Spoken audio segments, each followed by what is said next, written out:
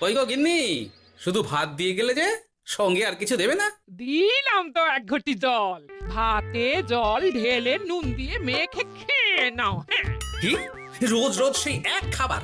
এসব মুখে তোলা যায় নাকি? হ্যাঁ, তাহলে খালি পেটেই থাকো না, কে বলেছে মুখে তুলতে? না মানে অন্তত একটা কাঁচা পেঁয়াজ। এই মাঝে মাঝে তো বেশ ওই মশলা দিয়ে কষিয়ে মাছ মাংস রাঁধতে পারো গিন্নি। বাজারে মাছ মাংসের দাম জানো? ছেঁড়া কাঁথায় শুয়ে মাছ মাংস খাওয়ার স্বপ্ন দেখতে লজ্জা করে না তোমার? আসলে কি জানো তো গিন্নি, আমার লজ্জাটা ওই তোমার রান্নাঘরে রাখা মশলার বাক্সের মতো, শুরু আছে কিন্তু কোনো কাজে লাগে না। এই খবরদার, আমার রান্না তুলে একদম খোঁটা দেবে না, এই বলে দিলাম। হ্যাঁ, আমি চললাম মাছ আনতে, তুমি আদা রসুন বেটে পেঁয়াজ কুচিয়ে রাখো, বুঝলে? বলি পয়সা কোথায়? লাগবে না, মাছ খেতে হলে পয়সা নয় গিন্নি, বুদ্ধি লাগে, বুদ্ধি, বুঝলে? বুদ্ধির বদলে মাছ কোন দোকানদার দেয় গো?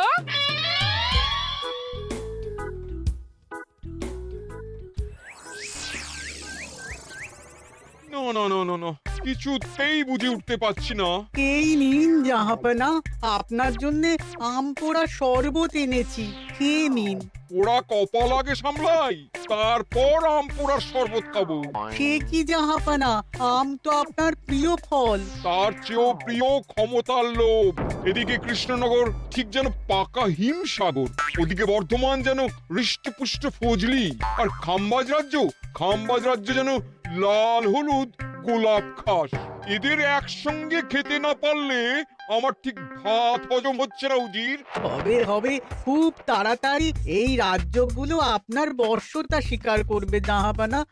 শুধু চাই সঠিক উপায়। কি উপায়? এদের সঙ্গে যুদ্ধে লড়ে আপনি সহজেই রাজ্যগুলো জিতে নিতে পারেন জাহাপনা, কিন্তু তাতে রাজ্যবাসীর ভালোবাসা পাবেন না। রাজ্যবাসীর ভালোবাসা পেতে হলে প্রমাণ করতে হবে তাদের রাজারা অপদার্থ। কি বলছো উজির? আমার তো কিছুই মাথায় ঢুকছে না। আপনি হলেন বাংলার নবাব, আর কথায় আছে না, মাছে ভাতে বাঙালি। বাঙালিকে না বুঝলে বাংলা জিতবেন কিভাবে? আসুন আসুন জাহাপানা, আসুন, আমি আপনাকে বাতলে দিই বাংলা জেতার উপায়।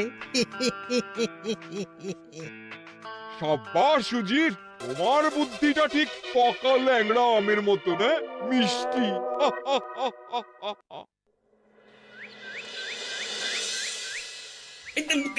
ধর ধর ধর ধর ধর, এই পায়ের নিচ দিয়ে গলে গেল, ধর ধর ধর ধর। বিশাল বড় মাছ গো গোপাল দাদু। একেবারে পাকা শোল। ছাড়বে না গোপাল দাদু, আজ রাতে আমরা জমিয়ে মাছ ভাত খাবো। খেতে তো হবে শোল মাছের ঝোল আর তেল কই। তোদের দিদাকে বড় মুখ করে বলে এসেছি, এই, ধরেছি।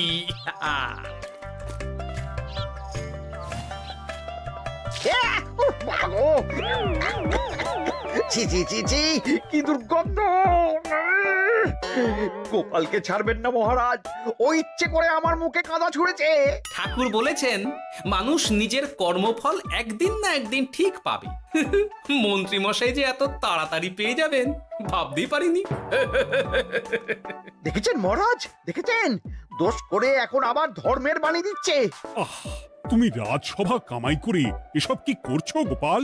যা সামান্য বেতন পাই সব পেঁয়াজ রসুন কিনতেই ফুরিয়ে যায় মহারাজ, তাই মাছটা নিজেই ধরে খাচ্ছি।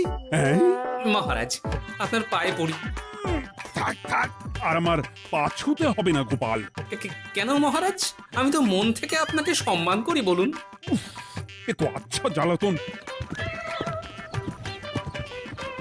মুর্শিদাবাদের নবাব বাহাদুর আপনাকে একটি বিশেষ পত্র পাঠিয়েছেন, অনুগ্রহ করে গ্রহণ করুন।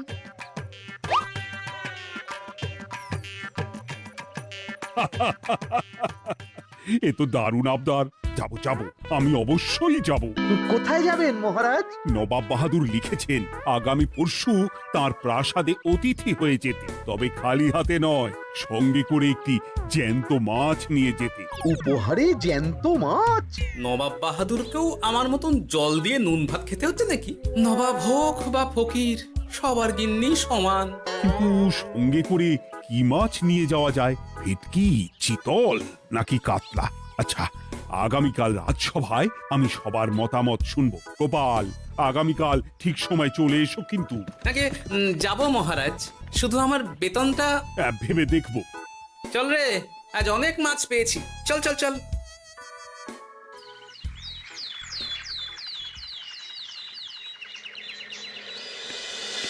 কি মহারাজ, আপনাকে এত চিন্তিত দেখাচ্ছে কেন? নবাব বাহাদুরের জন্য কি মাছ উপহার স্বরূপ নিয়ে যাওয়া যায় সেই চিন্তায় গতকাল রাতে আমার ভালো ঘুম হয়নি মন্ত্রী। আমিও গতকাল রাতে দু চোখের পাতা এক করিনি মহারাজ। অনেক ভেবে সকালের দিকে আমার মাথায় একটা বুদ্ধি এলো। কি বুদ্ধি? নবাবকে উপহার স্বরূপ ইলিশ দিলে কেমন হয়? বোঝো কাণ্ড, এই বুদ্ধির জন্য রাত জাগতে হলো। হ্যাঁ, ইলিশ তো জল থেকে তুললেই অক্কা পায়, তা জ্যান্ত থাকবে কিভাবে? ঠিক ঠিক, মন্ত্রীর মাথায় গোবর আছে না ভুসি? আমার মতে উপহার স্বরূপ ছোট মাছ নিয়ে যাওয়াই ভালো।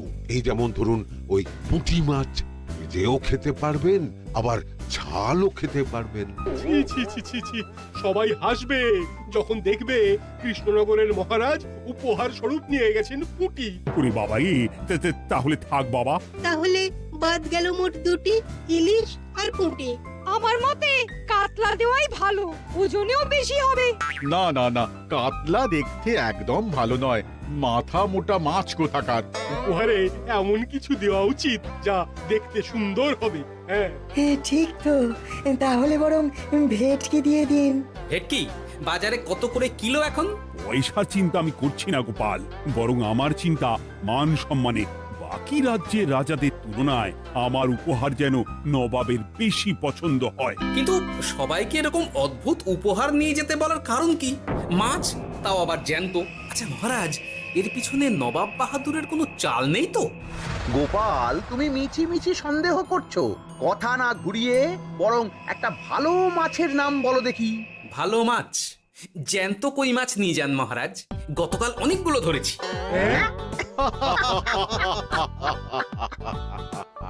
কি, এত ভালো ভালো মাছ থাকতে আমি শেষে কই মাছ নিয়ে যাব? তুমি সমাধান না দিয়ে উল্টে মজা করছো গোপাল। দূর হয়ে যাও, দূর হয়ে যাও আমার চোখের সামনে থেকে। আগে ভাড়ামো করার জন্যই তো মাস গেলে বেতন পাই মহারাজ। মানে কি বলতে চাইছো গোপাল? নবাব বাহাদুর কি চান সেটা আমরা সবাই জানি, তাই বলছি মাছের গর্তে হাত ঢোকানোর আগে পরীক্ষা করে নেওয়া উচিত ভেতরে সাপ আছে কিনা।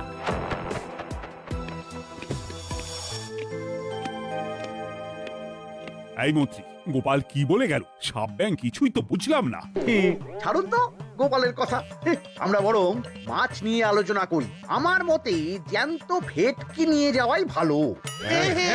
আমাদের ওই ভেটকিতেই মত আছে।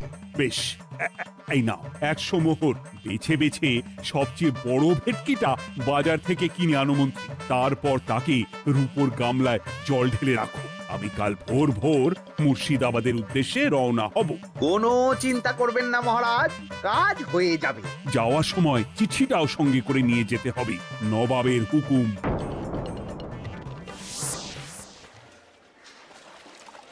এই দেখুন কেমন খেলা করছে। হ্যাঁ, বাহ বাহ বাহ।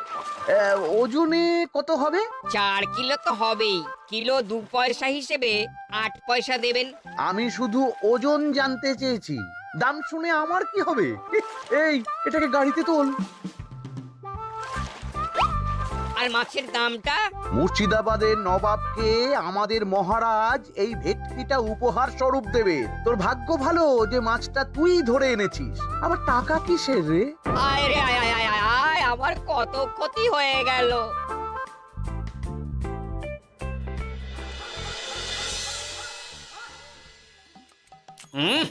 গুনি তেল কৌটে যা রেঁধেছ না। বলি বলি আর কটা মাছ আছে গো? আছে তাতে আগামী 7 দিন হয়ে যাবে। হ্যাঁ, তাহলে কাল কই মাছের ঝোল খাবো, পশু খাবো শোল মাছের কালিয়া। এসব খেয়ে খেয়ে জিভে চড়া পড়ে গেল। বাজার থেকে একটু ইলিশ ভেটকিও তো আনতে পারো। ইলিশের অনেক দাম গো গিন্নি, আর ভেটকি তো বাজারে প্রায় ওঠেই না। কে বলেছে তোমাকে? শুনলাম মন্ত্রী মশাই নাকি আজ বাজার থেকে সবচেয়ে বড় জ্যান্ত ভেটকিটা নিয়েছেন। তাই নাকি? তার মানে আগামীকাল নিশ্চয়ই মহারাজ ওটা নিয়েই মুর্শিদাবাদ যাবেন। আমার মনটা বড্ড কু ডাকছে গিন্নি। না, এভাবে ছেড়ে দিলে হবে না, একটু পরীক্ষা করে দেখতে হবে। হাজার হোক এ রাজ্যটা তো আমারও। এত রাতে আবার কোথায় চললে গো? দেখতে গর্তে সাপ আছে না মাছ।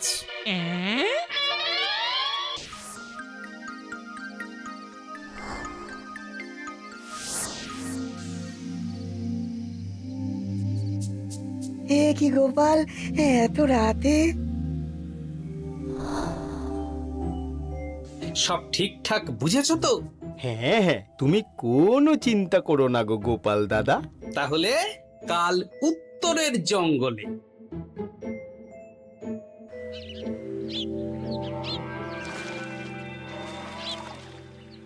ভেটকি মাছটা রূপোর গামলায় রেখে গরুর গাড়িতে তুলে দিয়েছি মহারাজ। আর নবাব বাহাদুরের চিঠিটা? ইয়ে, সিংহাসনের ওপর, নিচে, ডাইনে, বাঁয়ে সব জায়গায় খুঁজলাম, কোথাও নেই। সে কি তাহলে? এমন চিত্তাকর্ষক উপহার দেখলে নবাব বাহাদুরের চিঠির কথা মনেই থাকবে না। আপনি নির্দ্বিধায় যাত্রা শুরু করুন মহারাজ। ঠিক বলেছ।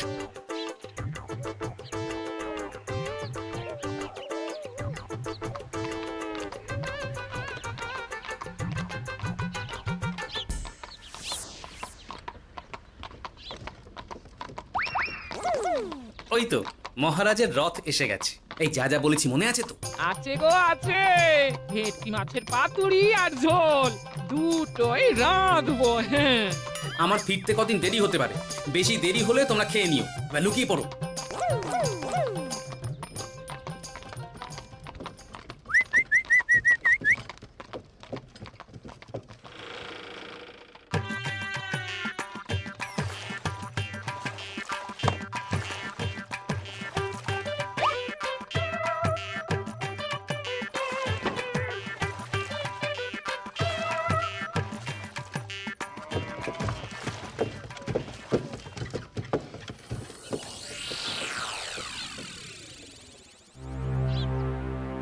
ওই দেখা যায় রথে চেপে সবাই ধীরে ধীরে এদিকেই আসছে জাহাপানা। আসতে দাও, আসতে দাও, এবারই খেলা জমবে।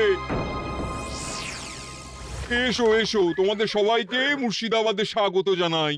আমার উপহারের কথা মনে আছে তো? আছে জাহাপানা আছে, শুধুমাত্র আপনার জন্য আমি নিয়ে এসেছি একটা জ্যান্ত কাতলা। এই নিয়ে এসো। আমার উপহারও কিছু কম নয় জাহাপানা, নিয়ে এসো। আর তোমরা? আর কৃষ্ণচন্দ্র, তুমি কি এনেছো?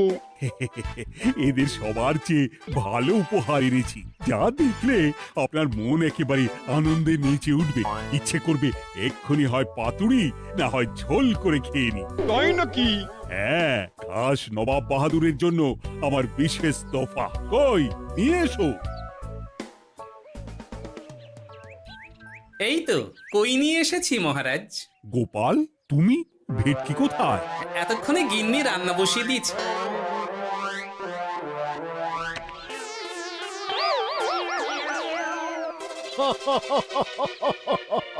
শেষে কিনা কই মাছ? আর কোনো মাছ খুঁজে পেলে না নাকি কৃষ্ণচন্দ্র? ছি ছি ছি, তোমার জন্য লজ্জায় আমার নাক কাটা গেল গোপাল। ফিরে গিয়ে আমি তোমার গর্দান নেব, এই বলে দিলাম। অনেক হয়েছে, এবার তোমরা সবাই আমার কথা মন দিয়ে শোনো। আমি তোমাদের সবাইকে একটা করে জ্যান্ত মাছ আনতে বলেছি একটি বিশেষ কারণে। তার আগে সবাইকে আমি জিজ্ঞাসা করতে চাই, আপনারা সবাই নবাব বাহাদুরের পাঠানো চিঠিটা মন দিয়ে পড়েছিলেন তো? হ্যাঁ পড়েছি। হ্যাঁ হ্যাঁ হ্যাঁ, আমরাও পড়েছি। বেশ, তাহলে তো তোমরা এই আমন্ত্রণের কারণটা জানো। তোমাদের আনা মাছেদের আয়ু যতদিন, তোমাদের রাজ্যের আয়ুও ততদিন।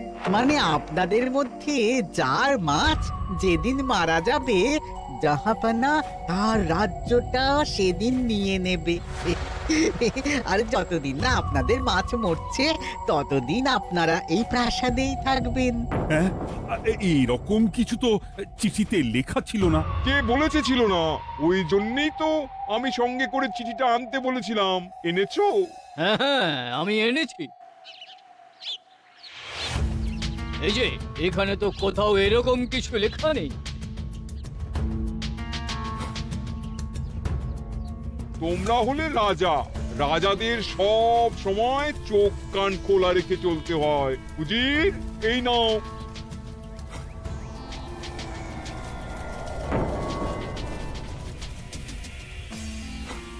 সত্যি তো, চিঠিতে তো এটাই লেখা আছে। আমাদের সঙ্গে প্রতারণা করা হয়েছে। হ্যাঁ হ্যাঁ, আমরা কেউ বুঝিনি চিঠিতে কার চুপি করা আছে। চুপ! বেশি গলা তুলে কথা বললে গলাটা শরীরের ওপরে নাও থাকতে পারে। আজ এই মুহূর্ত থেকে এই খেলাটা শুরু হলো। তোমাদের রাজ্যের আয়ু এখন তোমাদের আনা মাছেদের কাছে।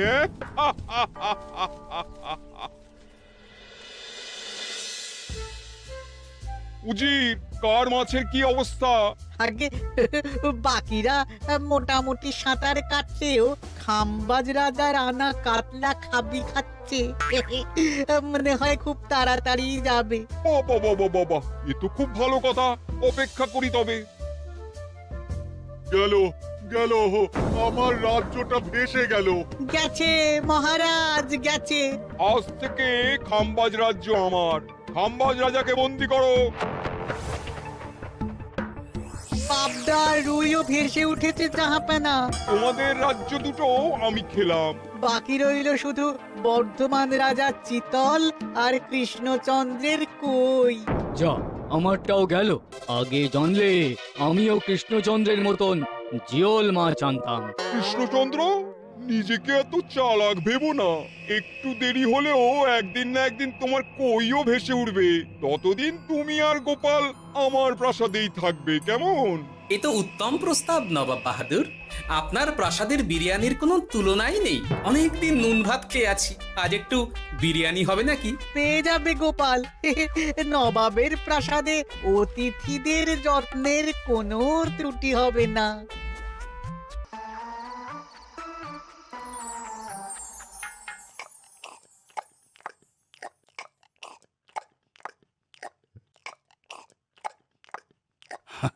আমাকে ক্ষমা করে দিও গোপাল, আমি তোমাকে অনেক কথা শুনিয়েছি, কিন্তু এখন বুঝতে পারছি কেন তুমি ভেটকির বদলে কই মাছ এনেছো। আহ, বিরিয়ানিটা যে রেঁধেছে না, বুঝি এই নবাবের বাবুর্চিকে কোনোভাবে কৃষ্ণনগরে ধরে নিয়ে যাওয়া যায় না মহারাজ? গোপাল, কোনো মাছই অমর নয়। একদিন তোমার আনা ওই কই মাছটাও মারা যাবে, আর সেদিন আমাদের কৃষ্ণনগর রাজ্যটা নবাবের হবে। আহ, মাছগুলো একেবারে ঝুড়ো ঝুড়ো, আর মাংসটা তুলোর মতন নরম। আহ, আমার কথা কি তোমার কানে যাচ্ছে? গোপালের চোখ কান সব সময় খোলা থাকে মহারাজ, আর তাই চিঠির কারচুপিটা ধরতে আমাকে বেশি বেগ পেতে হয়নি। কিন্তু কিভাবে বুঝলে গোপাল চিঠির রহস্যটা? কারণ আমি জানতাম নবাব বাহাদুর অনৈতিক কিছু করবেন না। গায়ের জোরে নয়, বুদ্ধি দিয়েই উনি বাজিমাত করবেন। অবশ্য এ ব্যাপারে আমাকে সাহায্য করেছে বিজ্ঞানী। একটা সাহায্য করতে পারবেন বিজ্ঞানী?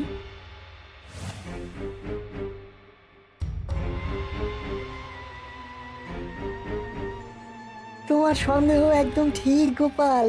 এই চিঠিতে লেবুর রস দিয়ে লেখা হয়েছে কয়েকটি লাইন, যা শুধু আগুনের তাপেই ফুটে উঠবে। এই নাও। সর্বনাশ! গর্তে মাছ নয়, বিষধর সাপ আছে। এবার কি হবে গোপাল? আগামী 7 দিন পেট ভরে বিরিয়ানি খাবো মহারাজ। ততদিনে ওরা এসে যাবে। কারা আসবে? দেখুন না শুধু।